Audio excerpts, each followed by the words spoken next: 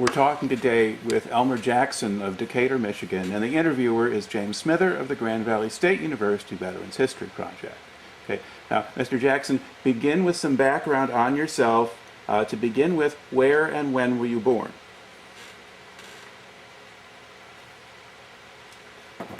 I was a farm boy, born in the house that we lived in. Back in the days when they had midwives and that kind of thing, and went to school, country school, one-room school that they taught 8 grades. And you walked to school and back home because that was the only, we didn't have buses then. Okay. Now, in what year were you born? In 1925. Okay. All right. And how far away from school did you live? 1.25 miles. Okay. Did your family own a farm? They were buying it. They owned it. Okay. And now you're growing up during the Depression. Were they able to keep the farm in the 30s? It was tough going, I know about that. Farm boys, and there were 3 of us. And yes, it was tough. You had good days and bad days, and when you had cows and pigs and horses and ducks and chickens, and they all got to be taken care of day and night, morning and night.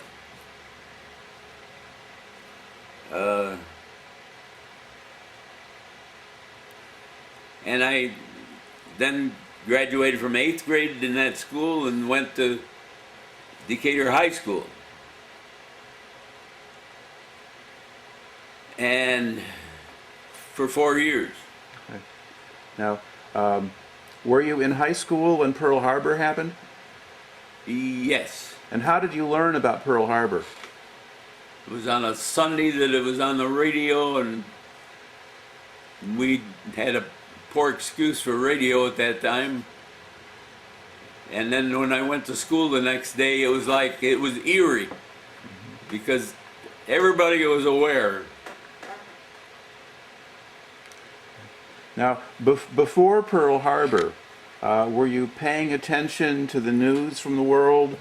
You know, the war in Europe, that kind of thing? No. Okay.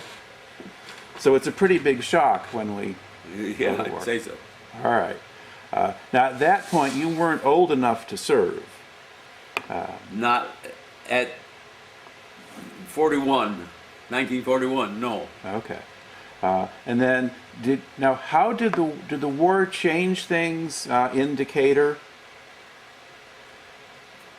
During the war, no one on earth would know what this country did to win this war.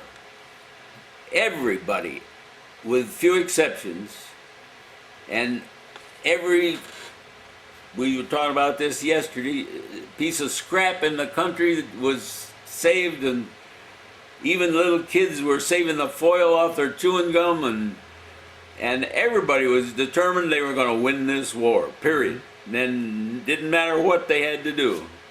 Okay. Now, your family had a farm. Did you get extra gas for the farm, or? It was rationed. Yeah. I've got some coupons at home, and everything was rationed. Mm-hmm. Sugar, it was, even tires were recapped. You couldn't buy a new one. Mm-hmm. And you did what you had to do. Everybody did. Okay. Now, did farmers swap with each other? Would they trade meat for vegetables or things like that? Everybody did whatever they needed to be done. Okay. Didn't matter, darn thing. It was that way. Mm-hmm. All right. Now, did you want to enlist in the military at some point? In the senior year, I tried to enlist in the Air Force. Because I was 50% colorblind, they wouldn't take me. So when I graduated, I just, instead of enlisting or being drafted at that time, my dad wanted me to help that summer on the farm. So I did. All right. And it was a year later when they drafted me. Okay. So when did they draft you? That was in August of 30th, 44. All right. And after you got the draft notice, did you have to report right away, or did you wait till after the harvest? I don't remember exact, but it wasn't very long after that I got the notice and 7 of us left this town on the same day. All right. Did you need to deal with them, or? All right. Okay. And now, where did they send you for basic training? Texas, Camp Hood. Camp Hood, Texas. All right. How did they get you there? Well, first of all, I was inducted in Detroit. From Pawpaw to Detroit, from Detroit, where they told you to take one step forward and you were in the Army. And they put us on a train and sent us back to Fort Sheridan, Illinois. Went right back through this town. Okay. And we stayed in Sheridan for 2 weeks, doing some basics and everything, till they put us on a train and sent us to Texas. Okay. How long did it take to get from Fort Sheridan to Texas?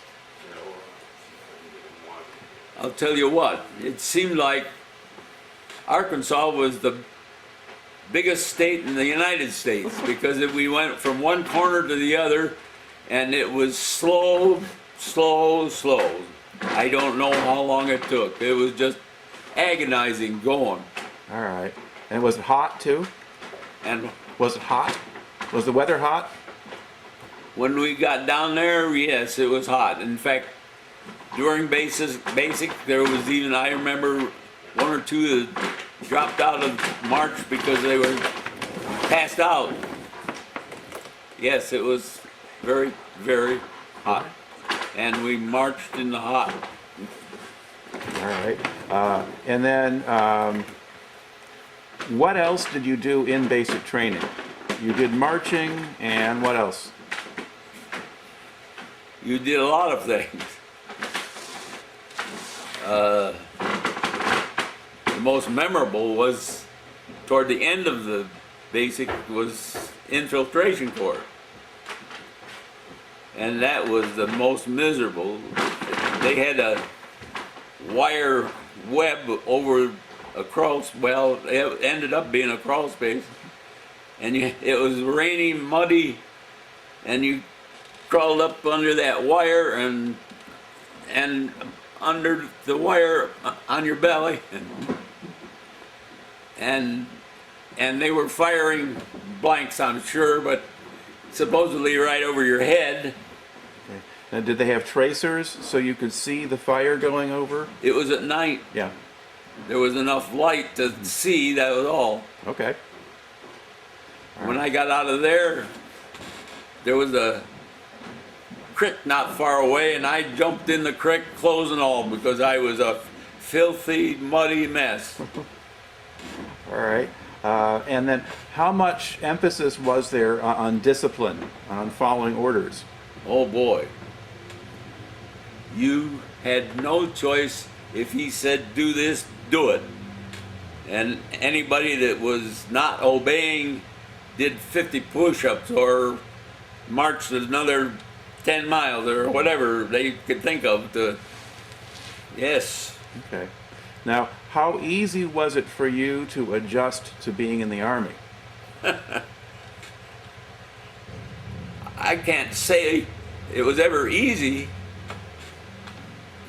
Again, you just did what you were told, period. Or else you ended up on KP or...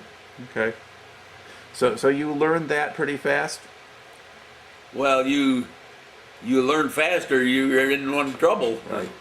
Okay. Now, how long did the basic training last? It was supposed to be 3 months. Okay. August, September, October, November. I think it was 3 months or 4 months. I don't know now. Okay. And they took, because of the Battle of the Bulge, they took us out of basic a week early. And told us he had 10 days to get out to the East Coast. I can't think of the camp out there. Did you? Well, you. From there to Camp Shanks, New York. Okay. Did you go to Fort Meade in Maryland? That's where That it was was. in your article. Yeah. That's where it was. Okay. Went from Texas to Meade to to Camp Shanks. Shanks. Yeah. Thank you. Okay. Yeah. Did you do any training at Fort Meade, or did you just wait? I wasn't there. I had a pass, I remember. That's Okay. about all. That was awful short because that Battle of the Bulges was pushing everything. All right. Okay. And then when you get to Camp Shanks, do you remember how long you stayed there? I think about overnight or something like Okay. that because I remember with the thing we stayed in, there were half a dozen other guys or something like that. I wanted to pass, I remember, down to the city, and they told me we couldn't have it because they were moving us out soon. I think I was there one night or something like that. Okay. And then what ship did they put you on? The Queen Mary, All right. second biggest ship in the world. Okay. And what kind of accommodations did they have on that ship? I always heard there was 18,000 men on that ship. They had stripped that ship bare. And promenade, which is practically outdoors in January as they leave New York. We had a room a little bigger than that office with 9 men in it. I was on promenade, and we were supposed to trade off with third deck down every other night. Well, it was so cold on promenade, you didn't sleep much. So the guys that were supposed to be on third deck traded with us every other night. Then we thought we were smart, and we tried to put us all on third deck, and that didn't work very well. But the ship in the first 2-3 days started down south ways, and it got so it wasn't so uncomfortable on promenade. Right. And it normally took that ship 5 days to get to Europe, to England. And because they were changing course every 4 minutes to miss the submarine. The submarines were out there, but we changed course every 4 minutes so that we wouldn't run into them. And so it took 7 days, and we landed in Glasgow, Scotland. Okay. Now, did your ship sail by itself, or did you have escorts? Or what? Did you have escorts with you, or was the ship by itself? The Queen Mary didn't use escorts. I understood the other the ships that were smaller did, but not the Queen Mary. It was supposed to be fast enough that Yes. the subs couldn't catch it. Faster than the submarine. And I guess it worked because they didn't sink it. They didn't run into them, but they guess they knew what they were doing. All right. Okay. So what happens when you get to Scotland? There was a great big warehouse or something that all the men, after we got off the ship, the men all got in this big warehouse, and then it wasn't very long. I don't know if it was, I don't think we even stayed there overnight, but we were put on train down to South Hampton.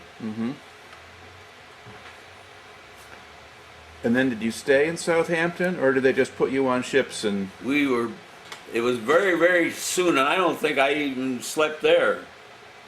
They put us on landing craft of some kind. I know the front dropped, and you walked in water, and then you got up on land finally,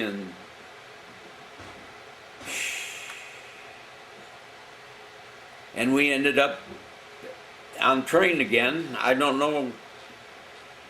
That escapes me a little bit. But Well, if you landed on a beach, you probably landed on Omaha Beach, because we used that as a... no, that was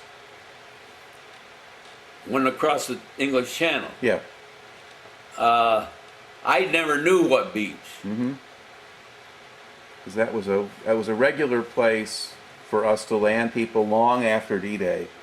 So you might have been there. Other places, if you went to Le Havre, you might have gone into the harbor. It didn't look like anything. Yeah. Okay. But they built rail lines right out there. So. And part of the time there wasn't enough light, daylight or otherwise, to see where you were going or what you were doing. You just did what you're told. That's what I keep saying. All right. Now, according to your records, you crossed the Atlantic at the end of January 1945. So this is going to be now beginning of February that they're shipping you toward the front lines. Well, we were up. I joined the outfit on the Meuse River. Okay. And what outfit did you join? What unit? Well, it was the 75th and the regiment I told you. Yeah, but you didn't tell me on camera. So 75th Division. right. And what regiment? 291st Infantry Regiment. And they took us to the front in trucks with those little tiny lights on them, and I can remember because there were big guns going off and the flashes were showing the men all over the acreage, and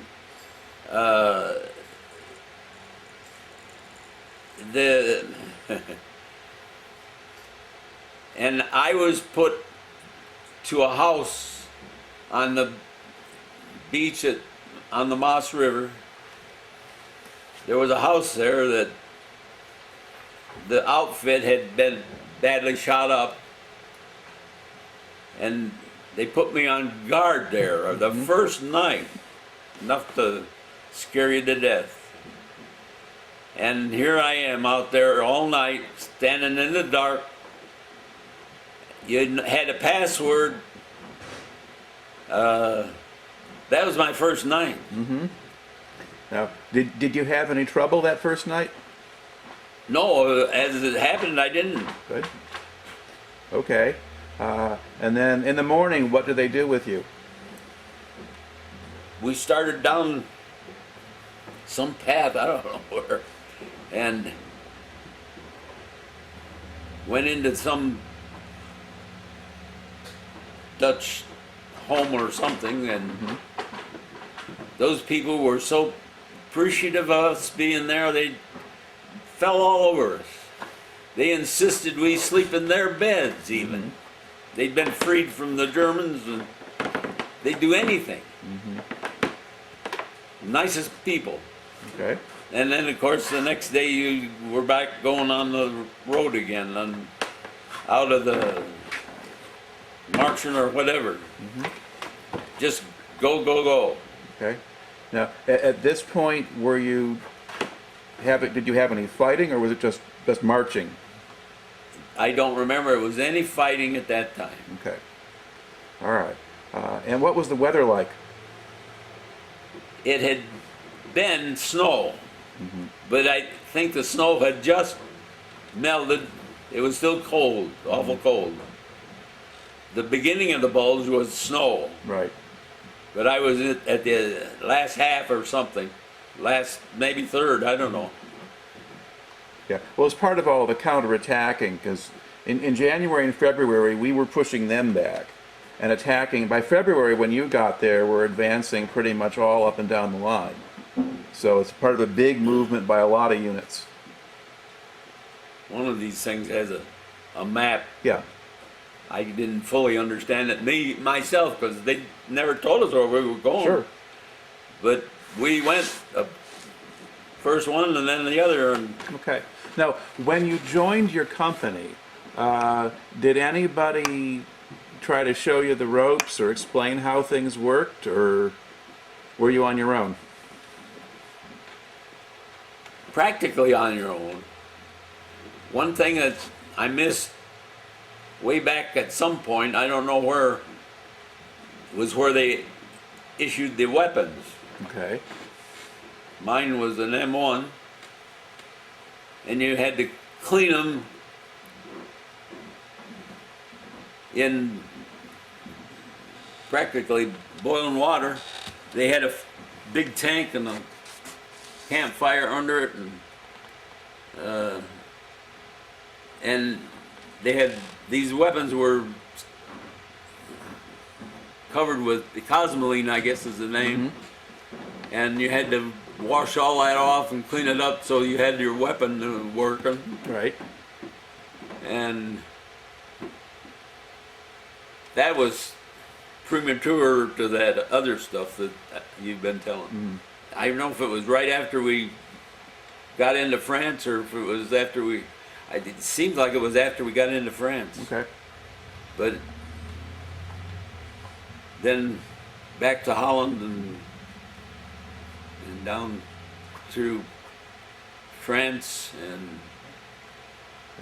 and I thought by the looks of that map that I probably was through Luxembourg, which I didn't realize before. And you'd take one town and then another, and that book, one of them, has that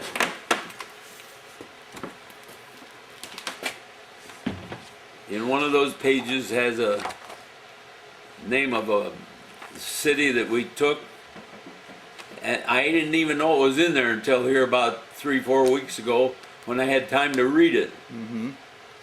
And it tells about the city's name and everything. I was there. There wasn't any question about it. All right. Did you find it?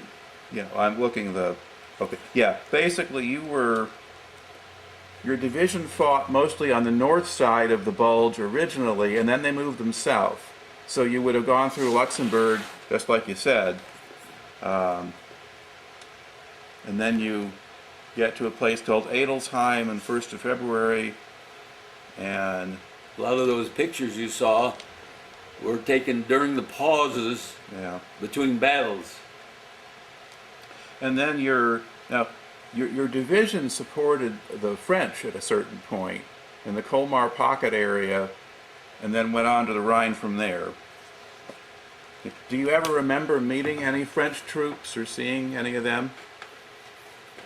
That was always a sore point, because you never knew or understood why they didn't try harder to protect themselves and keep it from keep the Germans from.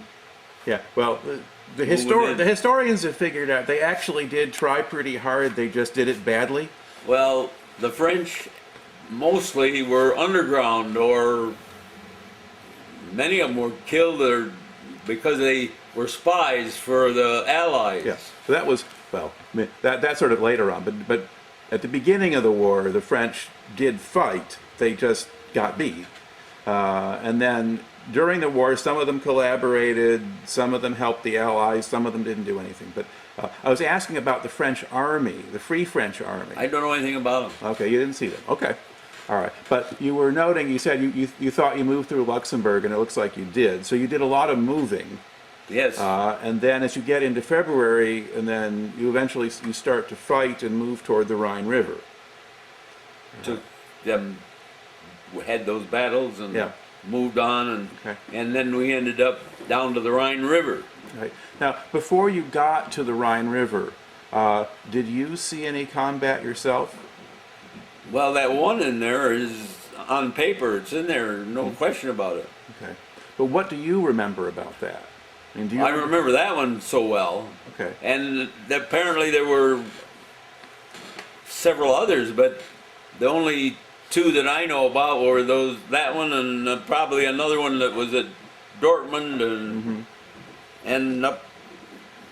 Then we moved up on the other side of where we at the river after the crossing, but they started crossing 36 hours before we did. Okay. Well, let's back up a little bit. Before you crossed the Rhine, what do you remember about? Do you remember being in one particular battle before you went into Germany? I don't remember. Okay. You were telling me you were. You remember? That was so confusing as far as I was concerned. All I know was I followed the rules, and we took one town and then another, and I couldn't even give all the names. All right. Now, within your unit, what was your job? Were you just a rifleman at that point? That's all. Okay. Foot soldier. Yeah. Now, do you remember the first time you got shot at? The first time was when we were crossing an open field. It was kind of getting dark. It was probably 6 or 7 o'clock at night, and had started to get dark. And we had an open field to go to get to a barn on the other side. And here's the whole company. Got to get over there quick while it's daylight enough to see.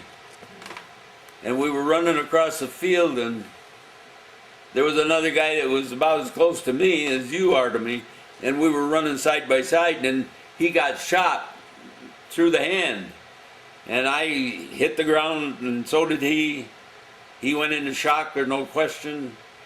And it was getting, like I said, getting dark, and I got up and beat it to the barn, and a couple of the guys that went out and got this guy, and I never saw him again. I don't know whatever happened to him. Went back, I'm sure. Yep. But that was how close I never knew for sure if the guy was aiming at me or this guy, because here we are side by side. They had just been shooting in your general direction. Yeah. You know? Okay. And when you were in some of these actions, I mean, could you see the enemy or just hear the gunshots? We knew they were out there because they were shooting at us. Yeah. All right. I didn't see them at that time, no. Okay. And when you're going through Belgium and France and Luxembourg and so forth, what did the towns or the buildings look like? Well, those pictures that are in that album shows you homes and places that are over there. And they didn't build them like we do. Right. And many of them are brick and stone and what have you anyway. But at some point they had to use some other means to build this house. And so many of them were blown to shreds anyway. But Okay. And did you see many civilians, or were they out of sight? the one place that we crossed another opening, and it was like Ben Harbor, St. Joe, but they were separated by probably from here to the Dollar General over there, and you had to go across there. I never could figure out why they made us go across there. Here was the woods over there and a bunch of other stuff over here, but go. Well, you got about halfway, and then the Germans opened up. Grenades and rifle fire. And of course you hit the ground fast as you can, or faster. And you finally got up and got over to the other side. There was an embankment. And I was down on the ground before that embankment, and I could look over and see that there was a house over there. And every once in a while a GI'd go over there, and there's a table sitting out there below a window. I don't know why the window was so high, but I guess that's the way it was built. Anyway, I did what I saw the others do. I went over, jumped up on the table, and dove through the window. And the guy inside says, "You want to kill yourself?" I said, "I'd rather die that way." And yes, there were civilians in that house, in the basement. I briefly saw them. Okay. Then the sergeant, it was dark now. Then the sergeant picked two to go make contact with some other group. Fine, but they picked me. Yep. And another guy. I had no more idea where I was going or what I was doing, and it was pitch dark out there. Scared? Yes. The other guy went out the window, and I never saw him again. I don't know where he went. But I didn't know what direction to go or anything. Okay. So I went back down over that embankment that I'd just come up over anyway, and just followed it as best I could in the dark. And I must have gone a quarter of a mile or something before I could see, make the outline of a house or something. And I started using the password, thinking somebody was going to challenge me somewhere. And I kept saying it, and no one wasn't answer. And I know what the devil. I figured, well, maybe it's Germans. I don't know. So I kept going and went up to the house even, and started to open the door, and I could see there was candles burning inside.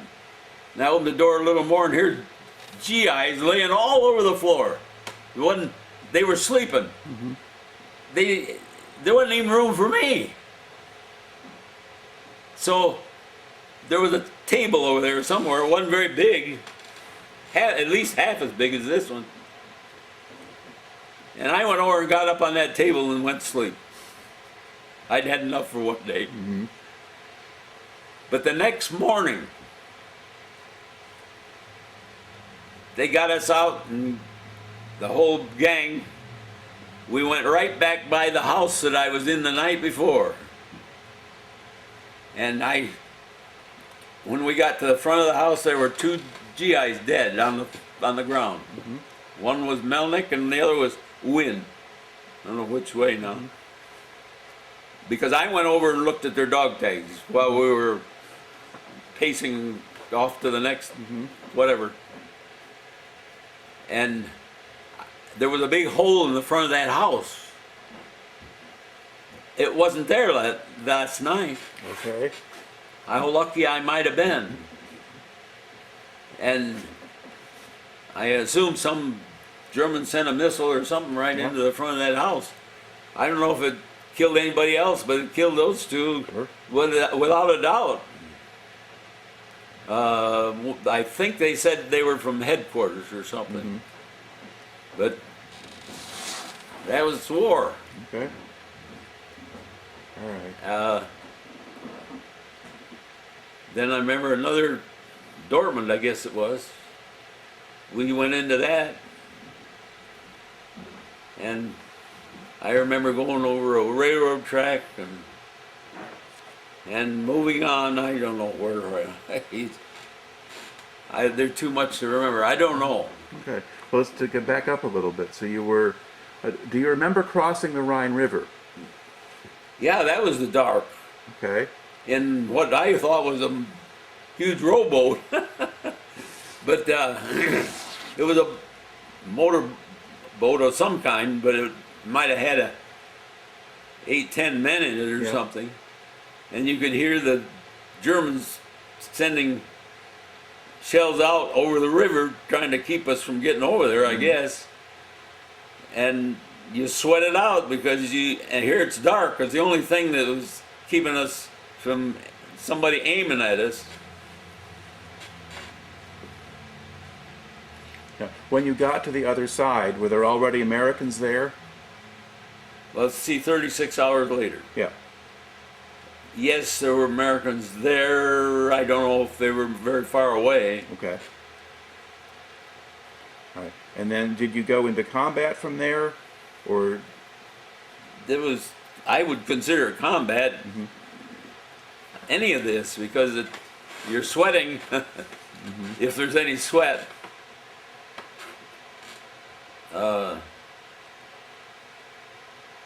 One this was interesting. One town that we were taking, and it was probably 3 o'clock in the morning. It was pitch dark, and most of the night was gone, and they had picked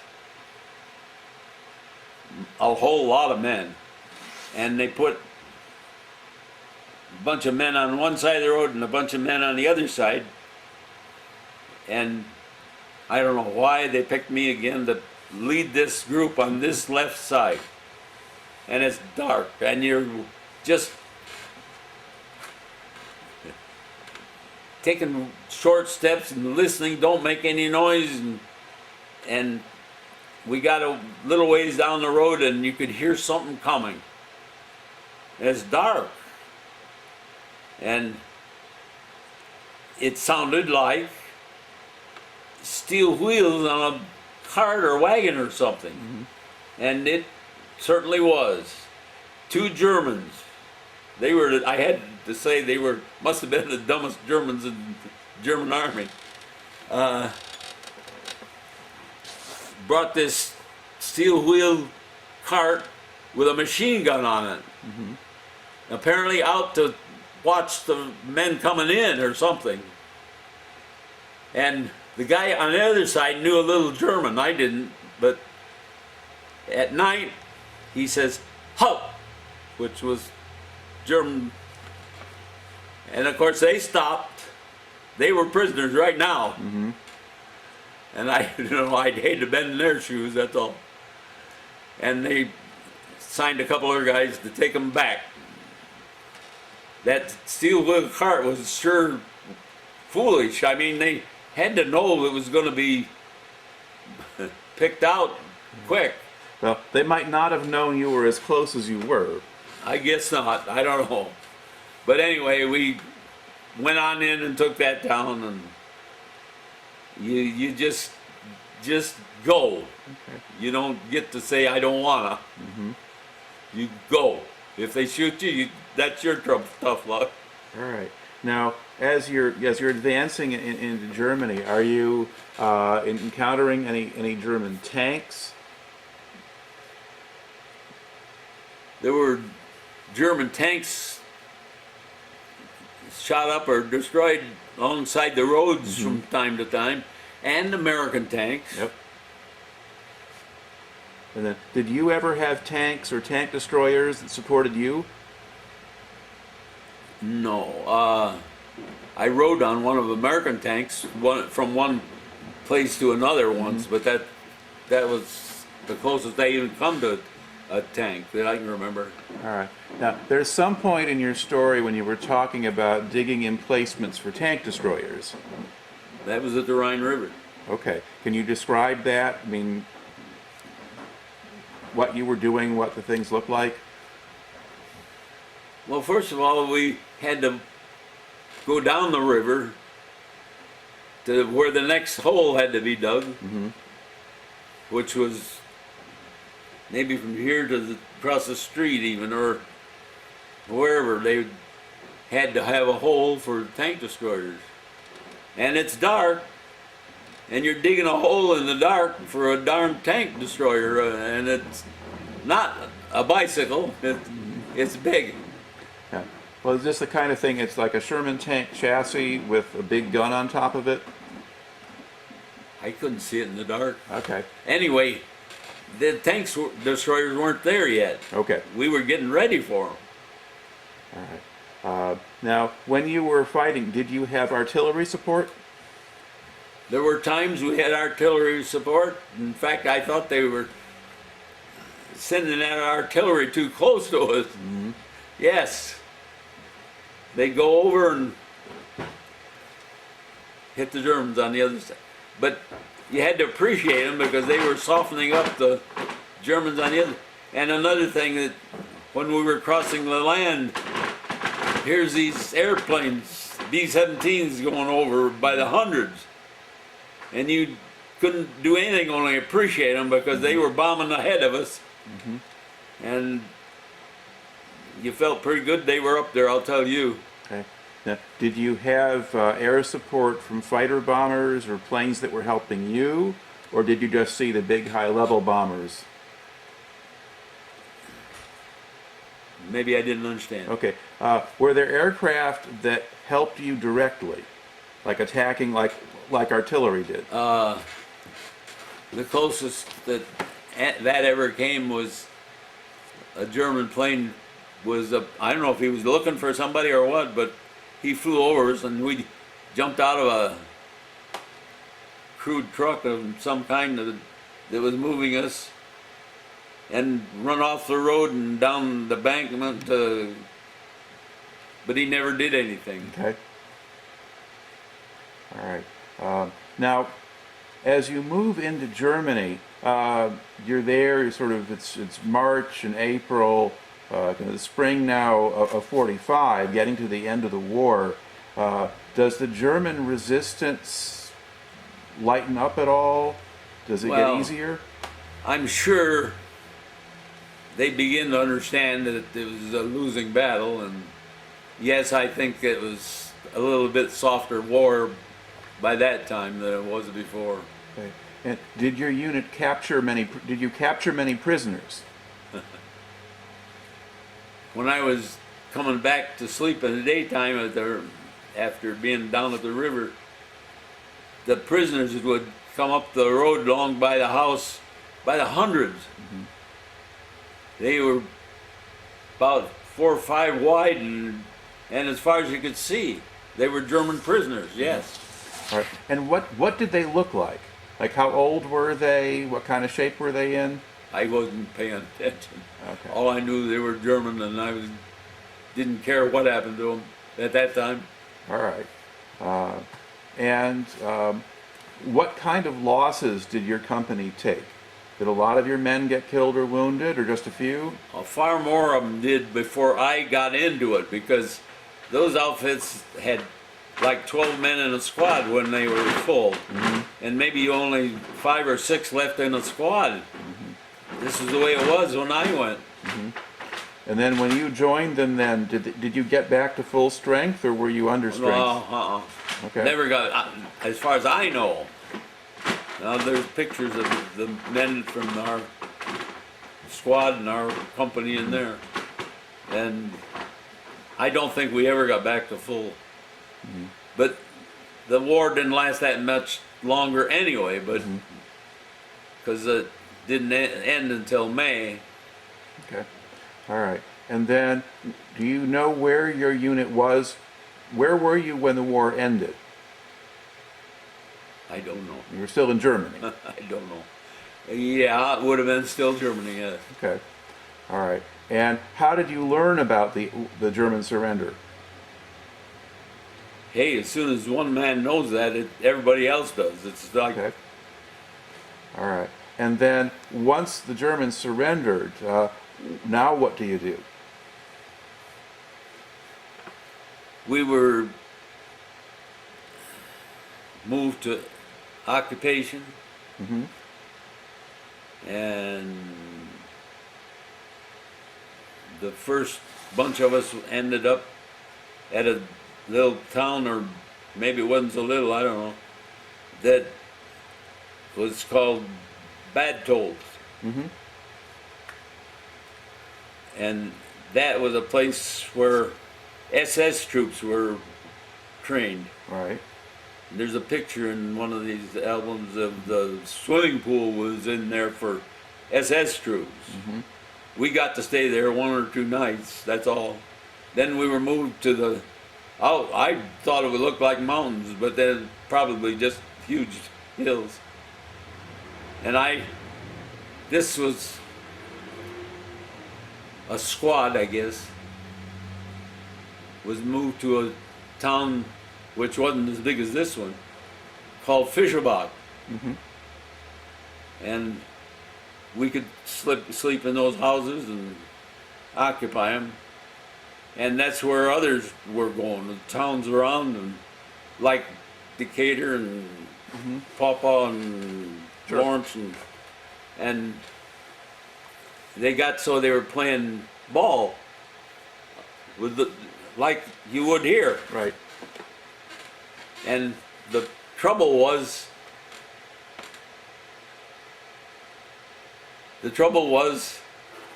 we won. That was trouble then, No, so were you, because the winnings were schnapps. And the mail and the schnapps came the same time. Those men, I didn't drink, and one guy from Pennsylvania didn't drink. But all the rest were so drunk in such a short time that they didn't even all of them finish their mail or anything. They were just all out of it.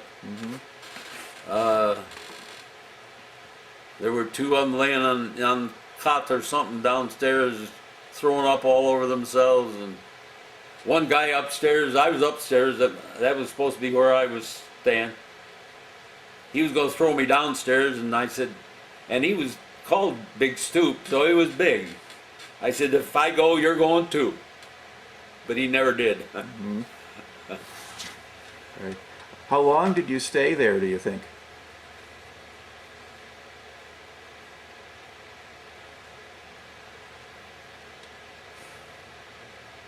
Maybe a month, I don't know. Okay, all right. That's true. And did you see much of the Germans? Were the civilians around? There were civilians, but they never saw war and the whole, because it was way out, away from the war. Okay. But they never saw war a minute, I'm sure. And they were friendly and nice, but I don't think they appreciated the fact that these drunks were out there using their weapons, and we still had our weapons with us, shooting up and down, up and down the streets and acting like crazy. All right. They had a couple of guys that were outside of town. I remember I and one other guy were in a Jeep and went out around looking for the men, and two of them were taking this town. They were down on the ground in the grass. The war was over, but they were taking this town. Just wild. And they were so out of the war, anything went, that's all. Well, who was in charge of you? I mean, did you have a squad leader, or? I don't know. Okay. The Johnson was the name of the one that was head of our squad, but I don't know any more than that. Okay. But he didn't have very good control. I don't know. He might have been drunk too. I'm not sure. Yeah. All right. Now you think that you stayed in that area about a month. Now, did they have any rules for you about fraternizing with the Germans? It was always don't fraternize, but after the war ended, it got pretty careless. But I don't remember anything going on at that place. Okay. Now, you think you stayed in that place for about a month. What happens after that? We were transferred to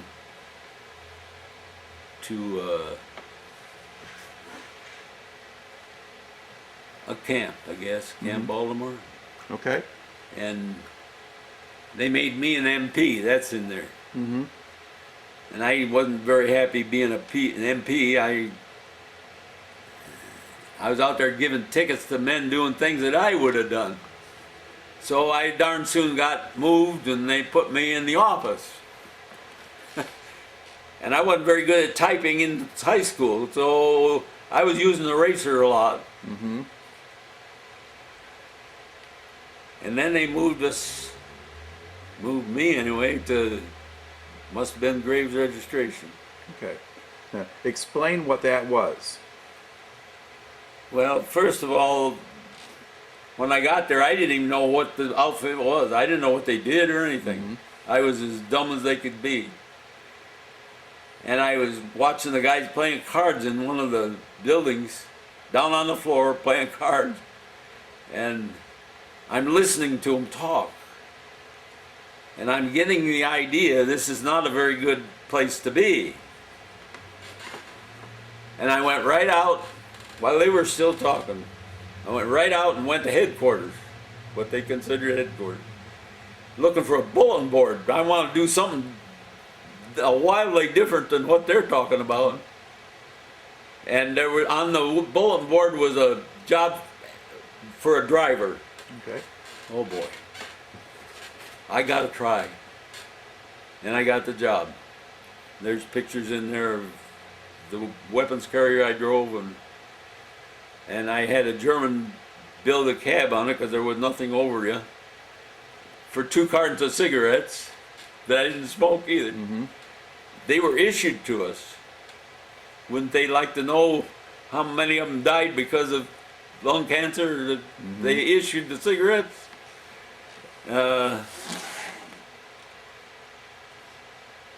And the job was, you had a driver, you had an interpreter, and the man that went with us was doing the job. Mm-hmm. And one of the places they sent us, I don't even remember all of them, was the British zone. And we had a week to do our job. And we'd go to this town and this town and that town or city, whatever they happen to be. Mm-hmm.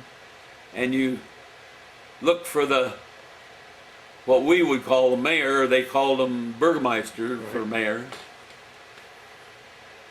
And you'd ask him if he knew of any place the Americans might be buried. Mm-hmm. And he'd tell us where this and that might have Americans buried. Okay.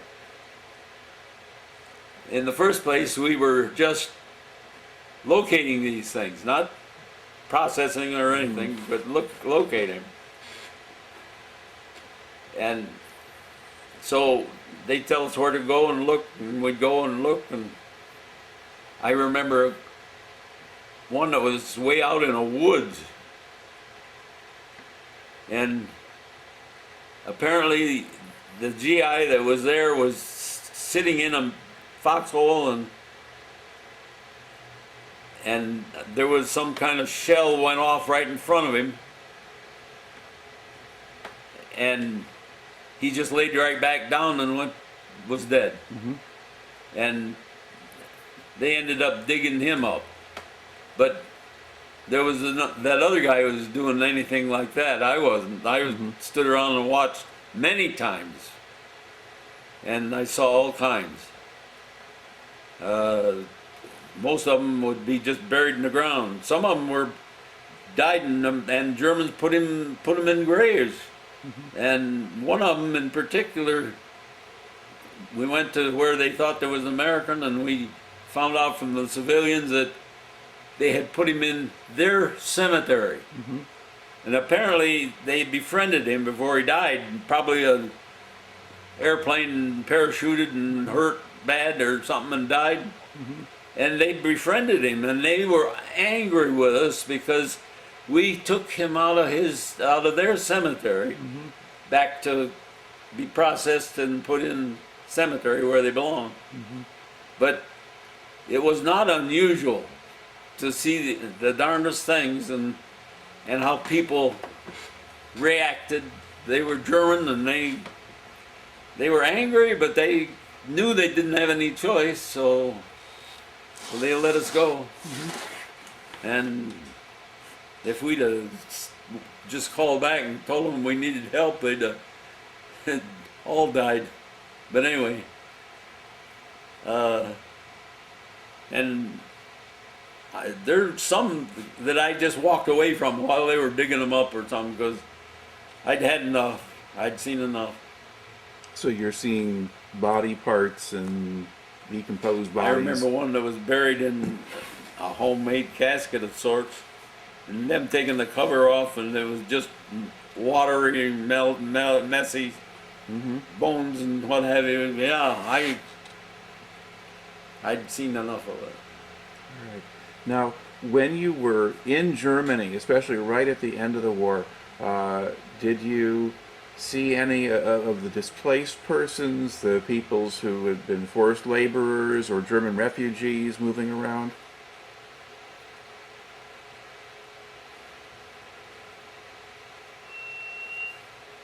Well, they would have been with the Germans because they were working for Germans.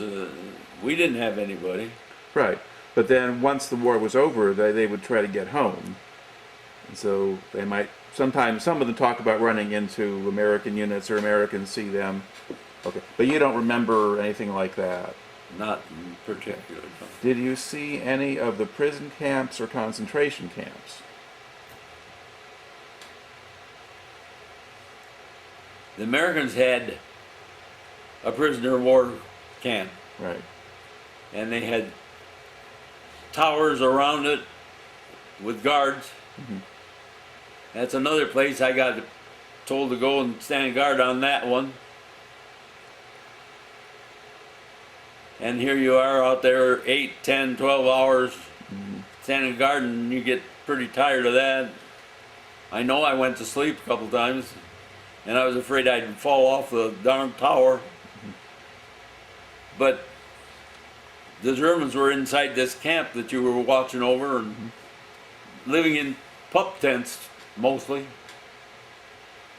But did you see any of the camps that the Germans had run? Not that I remember, no. All right. All right. And how long do you think you did the graves registration work? I figured that was probably close to 6 months. I don't know, Okay. something like that. And then while you were doing that, where did you go in Europe before you went home? You were in Germany, where I else? was still in graves registration, Right. and it would have been in Germany. But did you get any time off? Could you do some touring? Because you got pictures of Switzerland and France. I never figured out, I should say I don't remember. Somewhere in the middle was where we got a pass to Switzerland. Mm-hmm. I'm not exactly sure which part. And I never understood why I got a pass. There were 3 of us. Mm-hmm. There were hundreds of other men out there. Why me? But it didn't matter. Mm-hmm. I went to Switzerland for 2 weeks, and those people loved us. Just, the 3 of us were walking down the street in one city, I don't know what it was now. Might tell in there. Mm-hmm. And a man stopped us. Very nice man, very friendly. And he asked us questions, and we told him what he asked, and he went on to say that he was from another town in Switzerland. And he wanted to know if we were going to be there in our tour. And we said yes. He says, I got an office at such and such a place. Upstairs, he was a doctor. Mm-hmm. And he said, please stop in when you're there. We stopped when we got there, went upstairs to where his office was, and he made us sit down and talk to us for half an hour, I guess. Then gave us a book. I haven't been able to find it. It's that I think he wrote. Very nice man, and I regretted I didn't find out more about him, but and that was typical of the people in Switzerland. Okay. And we slept in Switzerland. Then they always talked about the Swiss Army because it was close enough to war, but it, at least at that time, they said everybody is trained for war, and they started, I think it was 5 o'clock in the morning or something. And I know they did because I woke up and heard them marching right by the place I was sleeping. All right. Now, you also, did you go to Paris at some point? Do I? Did you go to Paris in France? Oh, what? Did you go to Paris? Yes, I had passed to Paris too. One of the things I loved about that was you could get on a subway and go from one end of the city to the other, free, Yeah. as GIs. And I did that a couple of times just to see. And I went to some of these places like the Arc de Triomphe and that Paris Cathedral. Yeah, Notre Dame. Yeah. I got out and I don't know if I got out or walked over to it or something because it was right by the river, and walked into that place. And I must have taken a half a dozen steps, and I'm awestruck at what you have to believe was built even before electricity. Everything was done by hand. How did those people do that? And now we found out it was built 800 years ago. Even more crude, but it's beautiful. Yeah. But then I saw the Reims Cathedral, which was not much different than the one at Paris, except it might have been a little bit, somewhere it was supposed to be less than the one in Paris, that's all I know. And it was beautiful. But I wasn't going to go in and examine everything. I just took enough to see it. Okay. And it looked a whole lot like that picture in there. Now, while you were living in Germany, did you make friends with any of the people there? You could befriend anybody that wanted to befriend, yes.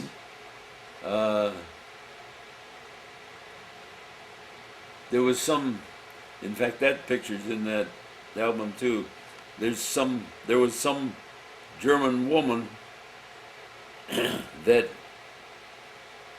we talked. All right. Now, we had been talking about what you were doing in Europe after the war ended. And my next question is, did you make friends with any of the Germans or get to know any of them? There were some occasionally. I remember one party, I don't know whether there was 3 or something like that, invited us in the house, and they were going to give us each a drink, and I took one sip and I didn't want any ever anymore. I told them I could feel every drop all the way down. And another one that we visited with outside their house. I don't remember what the conversation, but it was probably about the war or something. And then there was a woman that wanted to know all about this country, and I even got a letter from her after I got home. One letter, and I don't know anymore what it even said, but maybe she liked me, I don't know, but anyways. All right. Now you've got pictures, and you've got some pictures of a family who were from Argentina. Yes. Who were they? Or why were they there? Why? Yeah. Apparently they'd gone to Germany to visit or tour or whatever, I don't know. They were in Germany, that's all I know. And so, but I mean, had they been forced to stay in Germany? Well, yes, when the war got going, yes, they were interned. They had no choice. There wasn't any way for them to go home. Okay. And did they live in a camp, or do you not know? They had a home that they lived in. Okay. At that time, yeah. That was the British zone. I didn't know much about them other than we sat down and visited for a while, and they were nice people. Yeah. Did many of the people there speak English? Not many. I got so I could communicate before I left, but not because I knew German, but I could communicate one way or the other. Okay. Now, yeah, I guess when you were doing the graves registration work, you had a translator with you, An interpreter. interpreter. Now, was that an American soldier or a German civilian? That was a German. Okay. Yeah. A man or a woman or? Man. Okay. Yeah. And was he a young guy like you, or was he older? Probably about, maybe a little older than I was. I don't know. Okay. But you really didn't know anything about him. Did you ever talk to him very much or learn anything about him? No, we had a job to do. Okay. Now, when you were doing this job, would you stay away from camp for days at a time? Yeah. Okay. And then where would you stay when you're traveling around? I don't remember. I just know we did. I remember when we got the job done, we decided here we are in the British zone and we wanted to go back over the border to Holland and get a meal. But we didn't know if we could go over the border or not. I said, let's try. So we got to the border and they stopped us, asked what we were doing and all that stuff, and told them that we were going to eat at a restaurant or something and go. They were friendly too. Okay. Was the food better in the Netherlands? What? Was the food better in the Netherlands or just different? I think it was just different more than anything, but Okay. it was good. That's all I know. right. All I remember. Yeah. Now, when you were moving around in the British zone, did you deal much with the British military? Did you see British soldiers or Canadians? Not in particular, no. Okay. I think a lot of them had already gone home. I don't know. Okay. I don't remember. But you wouldn't stay with them on their bases or anything like that. The only time we got together with one of the other countrymen was after I was not long after I had joined that division, and we had gone to some building for the night or something, and it had been separated or something. Anyway, there were a whole lot of British soldiers in there. They even had a tank or two or something in there. And I remember us conversing with them, but that's about the only time I remember. Okay. Now, while you were in Europe, did you have much contact with people back home? Did you write letters home, or did people write to you? I got a box at home that I sent letters to my mother and dad.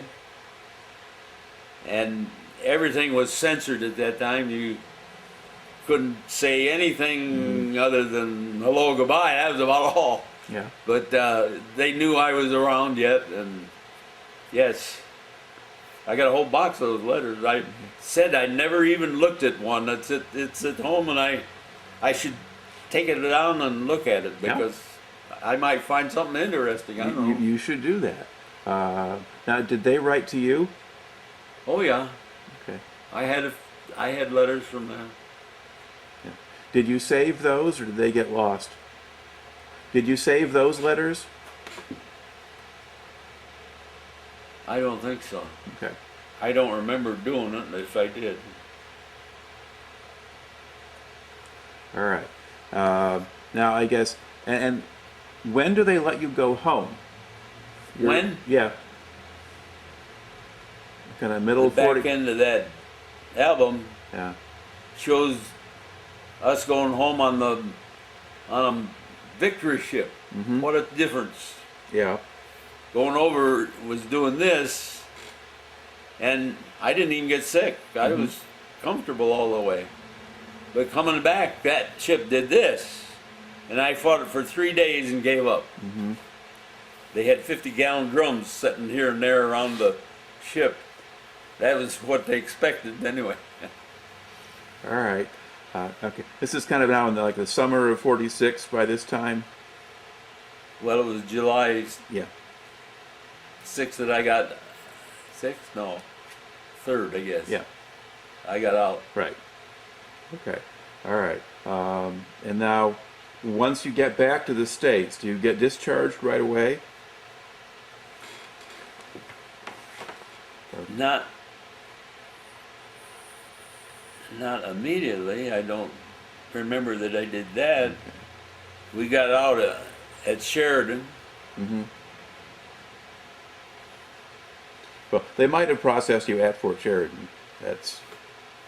Might have what? They might have processed you at Fort Sheridan when you got there. Yeah, because they probably did a lot of that. Okay. Now, what port did you come home to? Did you go to New York or somewhere else? I don't know. Okay. I was just glad to be home. All right.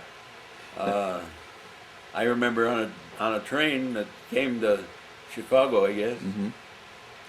Okay. and they got us up to Sheridan, and I don't remember much about that. I just was glad to be home. Period.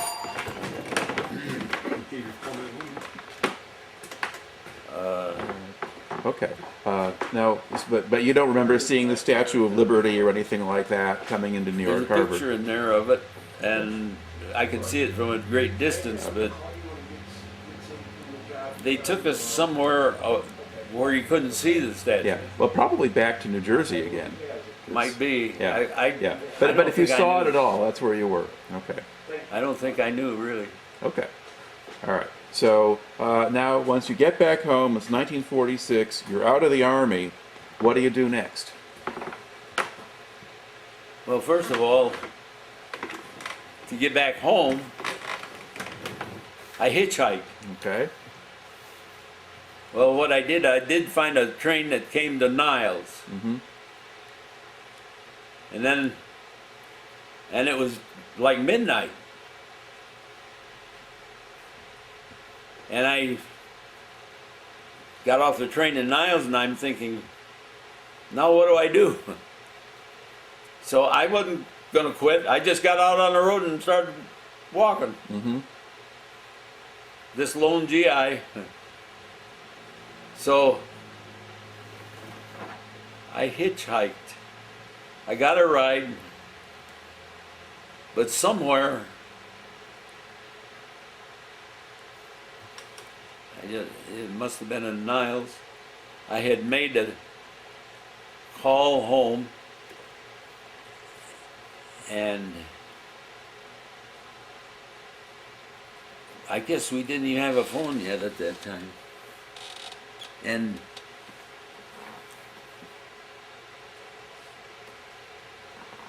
had told the folks that I was going to be there, be home, meet me at the Four Corners in town.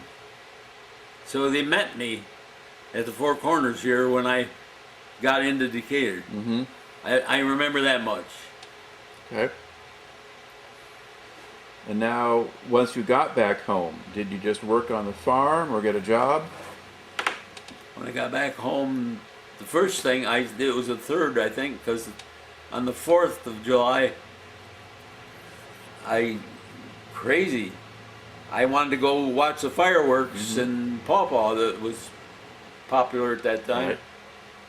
And I went over and I stayed there and for the first third or quarter of it, I guess, and I decided, why did I want to hear all that after all I'd been? And I turned around and went home. Right.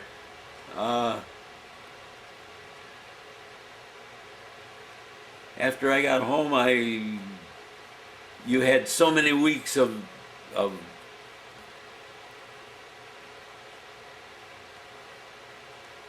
checks for labor. I can't remember how many, but anyway, I used that for the first 2 or 3 weeks, and then I decided I couldn't stand that any longer. I wasn't going to just do nothing. So I went out and got a job. I went back and tried to work where I worked at the hardware down here before I was, because when I was a senior in the last half of the year, I had enough credits that I could work afternoons, Right. which I did, right down here at the hardware store. Okay.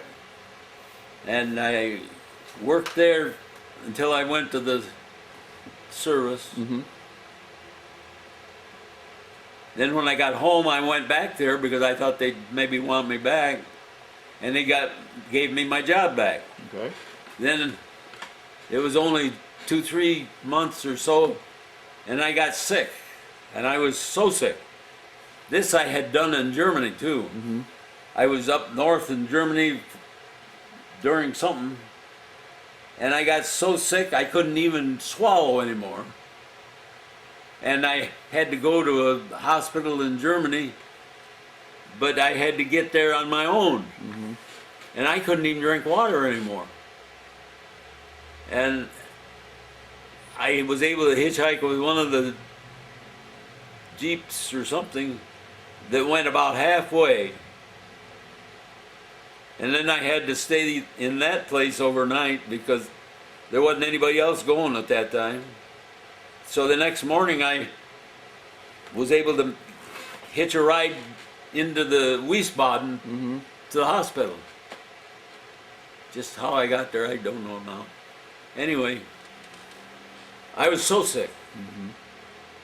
And I was in a line of sick people. And when I got up to the doctor, I said, I hope you're not going to send me back, because I was just about done. And after he checked me, he says, you're not going back. So I was in the hospital over there for over a week. Then when I got home and worked at this hardware again for a short time, got sick again. Okay. Over there I had sulfa, which was popular at that time.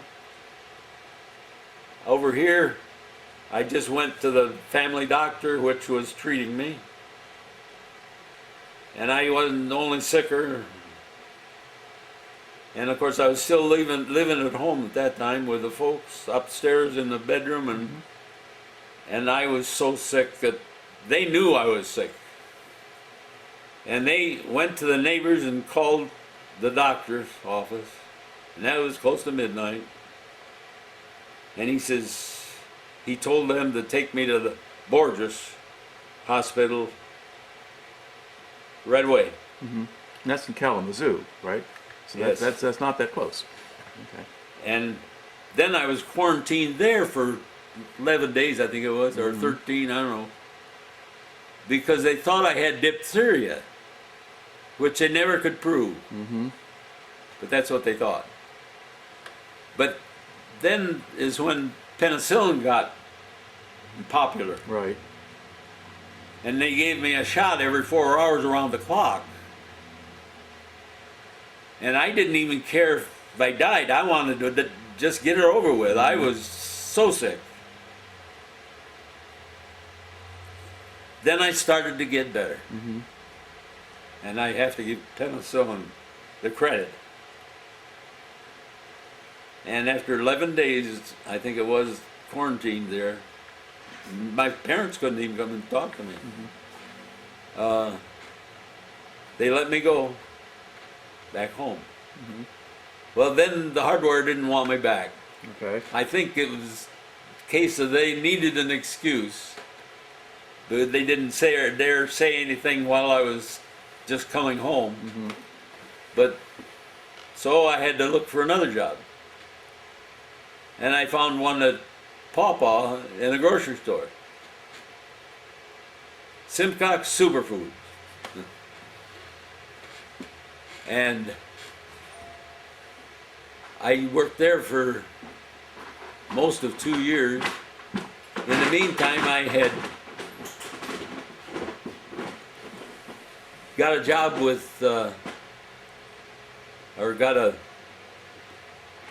admittance, I guess you'd call it, to MSU. I was going to be a civil engineer. Okay. And after the first year, I could see that probably is a little more than I should be doing. So I got another job, or another course that was 1 year course, and it was called Farm Buildings, but they did a lot of other things. So there was only 4, mind you, in the class. And so the first 6 months, it was what they could teach us in college at that time. And then the last 6 months was on the job. And I figured, well, they're probably going to send me up north somewhere where I'm miles from home. But that was in Dowagiac. I was dumbfounded. And I got the job in Dowagiac and worked for this contractor from that time on till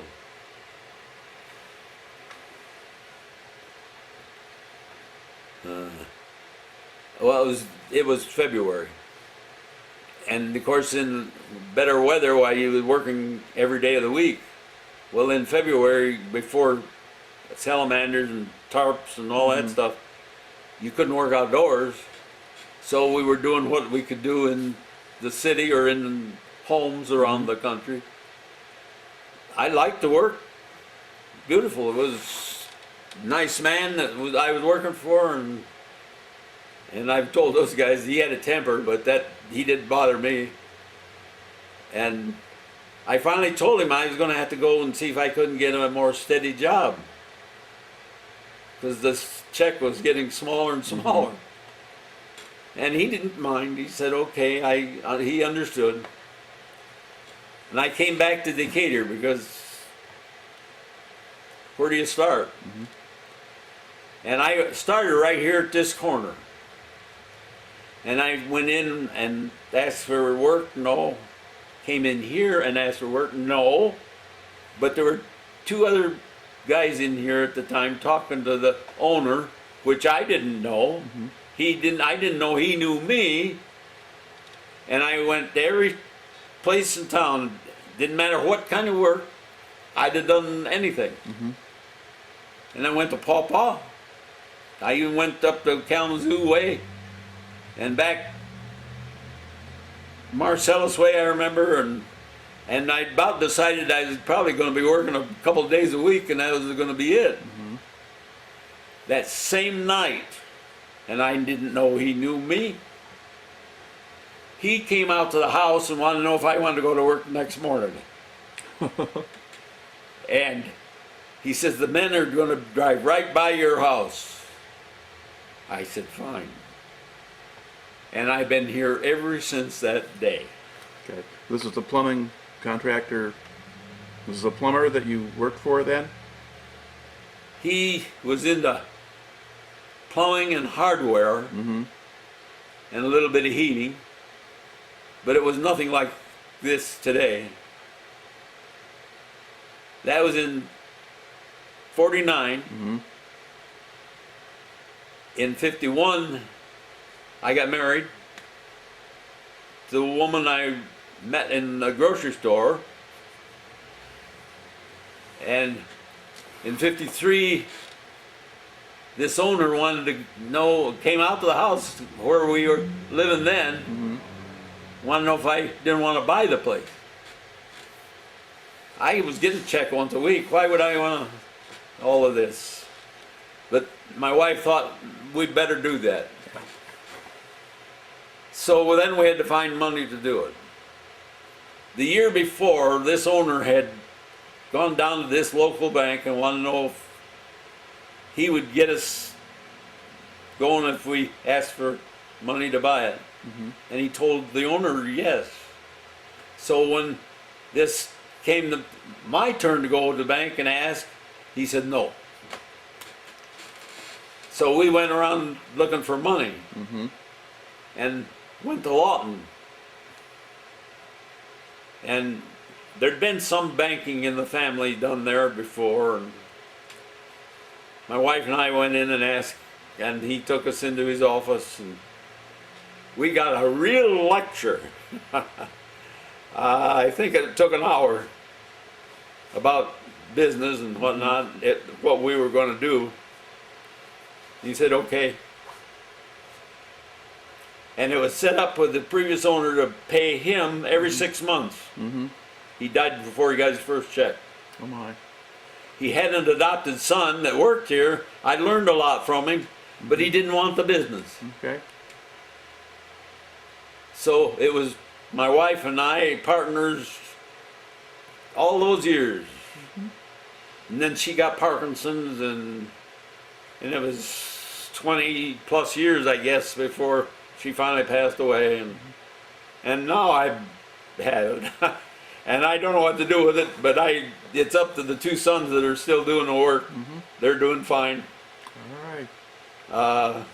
And my youngest son and I come to town every day and keep the business doors open, and he answers phones, and I do some paperwork, and the others are out doing the job and fixing this and fixing that. Yeah, well, the world will always need plumbers. Oh yes, Yeah. there's always something broke or needs replacing, or That's right.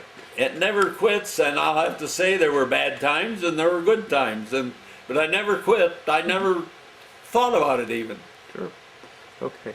Now, to go back to the time when you were in the Army, Yeah. what do you think you learned from that, or how did that affect you? I learned not to go in the Army again if I could help it.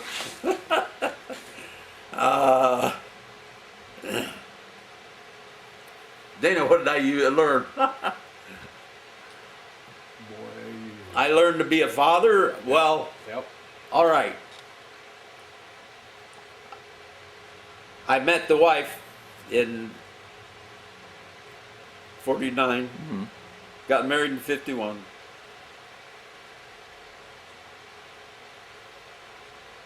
And after we'd gone together for some time, she inferred she'd like to get married, and I said, not until I get a place to live in where I don't have to pay rent or something like that, or live with the folks or anything else. So I started to build a house in 1950. And it was another story. But I had made up my mind that's going to be. I'm going to do this, and then we'll get married.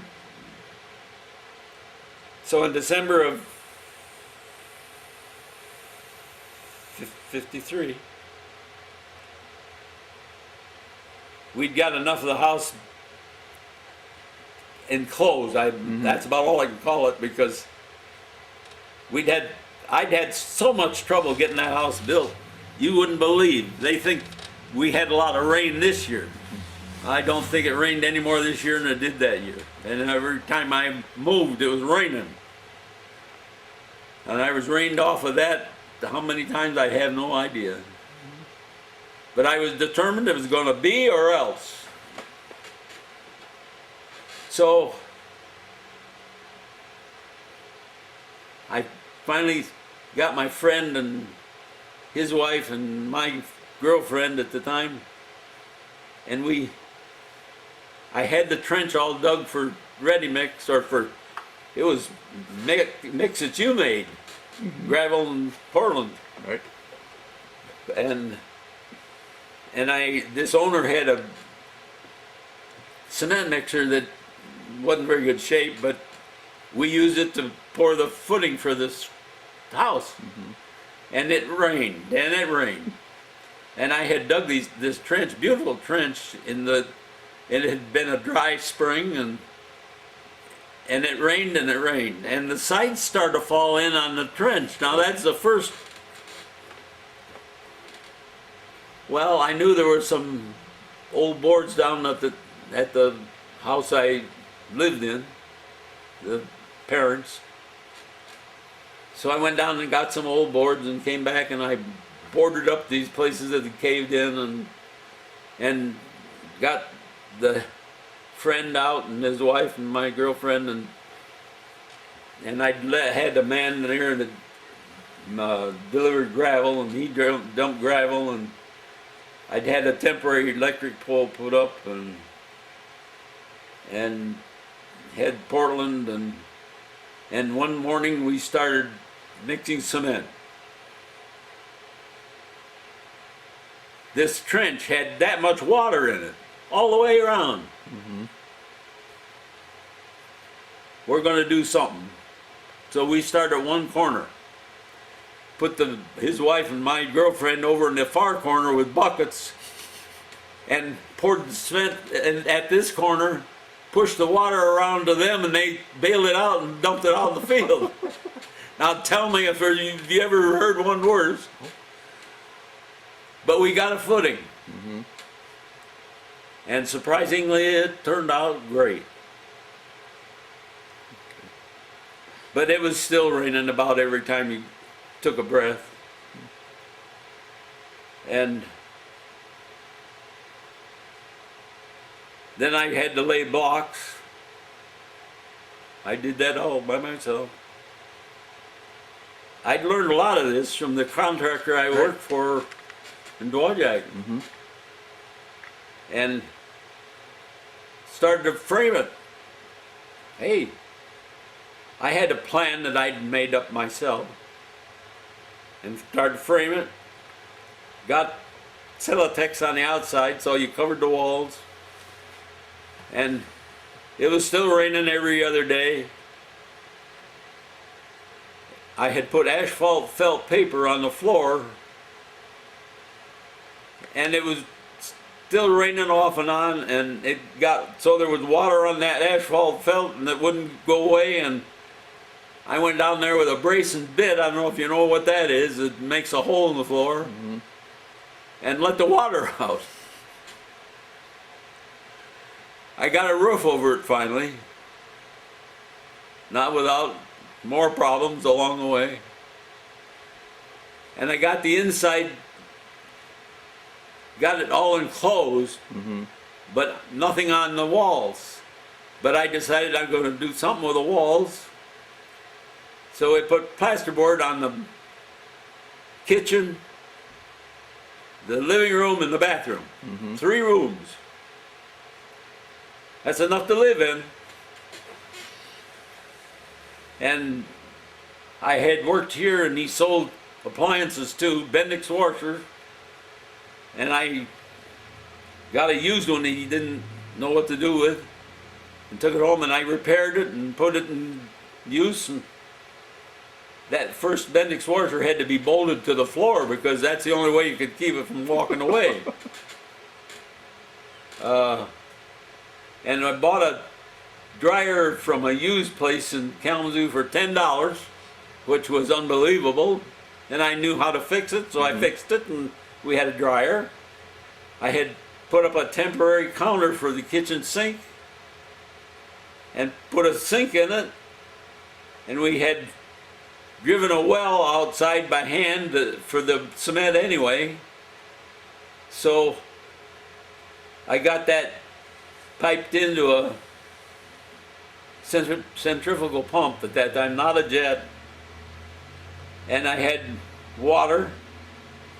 Got it piped to the kitchen sink and to the bathroom, and we got married. All right. And if you don't think I didn't have fun getting it to that far. All right. Now, of course, all of that came out of the question I asked you. Did you think that you learned anything from being in the Army, or if it changed you at all, or was it just a couple of years out of your life? The GI Bill first is what I appreciated immensely, because what we got coming out of the Army was $200 Right. for having Germans shoot at you. And the GI Bill put me in MSU, and I had tried to enlist in the Air Force anyway, and I wanted to fly, but I didn't know how I was gonna. But I got acquainted with the guy that was teaching flying over to Lawton, and he taught me how to fly. I had quite two experiences there that I shouldn't even be here. But anyway, one of them, this was a Taylorcraft, I don't expect you to know. Anyway, it was side by side.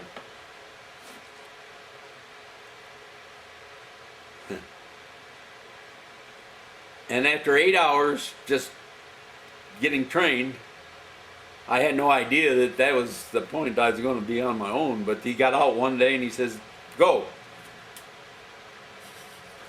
And I scared to death. I didn't know I was going to do this all by myself. And I went up and around and came back down. I had to say I was successful. But then I flew a few more hours, and I was taking off one day and by myself, and I got up 400 feet. At 500 feet, you turn and go do whatever, I don't know.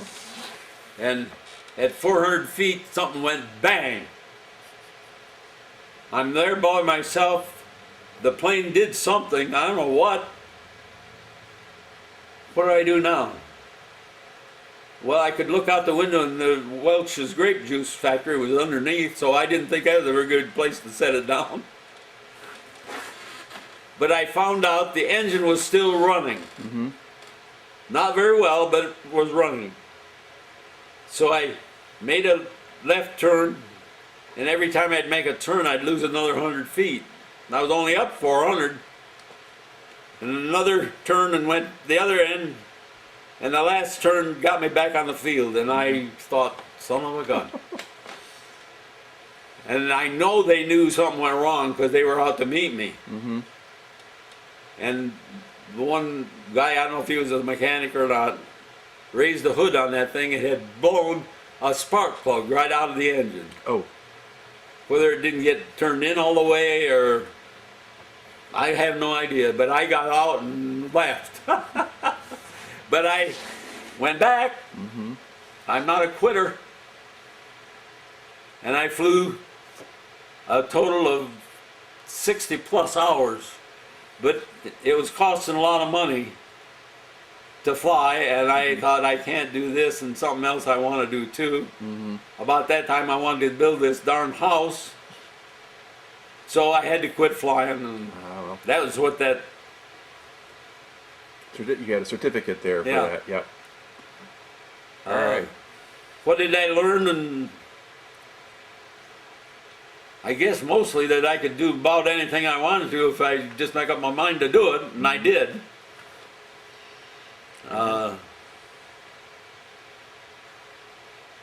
What else could I have learned? I don't know. I just asked the question to see what people say. So, all right. Well, the whole thing makes for a pretty good story. So I'd just like to thank you for taking the time to share it today. There's so much more to show you, but if you don't want to look, that's all right too. It would take hours.